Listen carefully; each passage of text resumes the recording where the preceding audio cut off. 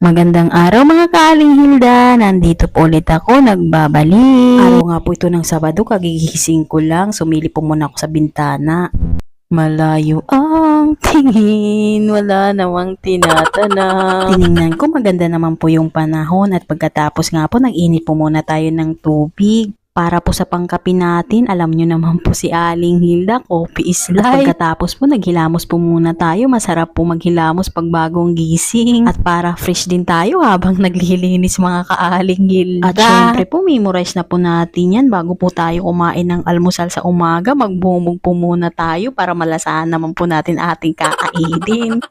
At nagsaling nga po muna ako ng maligamgam na tubig dito sa aking baso. Bago po ako pala kumain ng almusal pag umaga mga kaaling Hilda, umiinom po muna ako ng maligamgam na tubig. At ito na nga po, pagkatapos ko pong uminom ng maligamgam na tubig, sinalinan ko na po ng mainit na tubig ang ating baso. Magkakape na po tayo mga kaaling Hilda.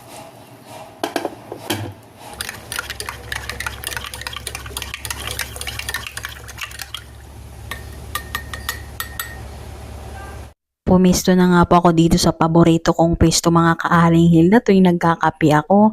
Gustong gusto ko po dito kasi nakikita ko po yung mga dumadaan. Pagkatapos ko nga pong nagkape, wala po akong load kaya pumunta muna ako sa tindahan. Nagload po muna ako mga kaaling Hilda.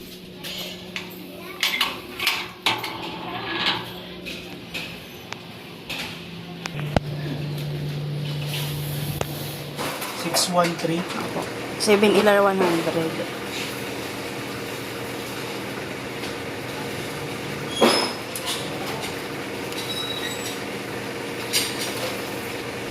At pagkatapos nga pong mag-load, bumalik po agad ako. Ang init po sa labas. Tamang-tama po, maglalaba tayo para matuyo po kaagad. Pagkatapos ko, inayos ko po muna itong mga plastic dito sa may gilid. Pero bago po natin umpisa ng aking lalabhan, ito muna ang una ko nga ayusin dito sa may sapatusan namin. Naguguluhan na po kasi ako kakatingin mga kaaling hindi po ako mapakali.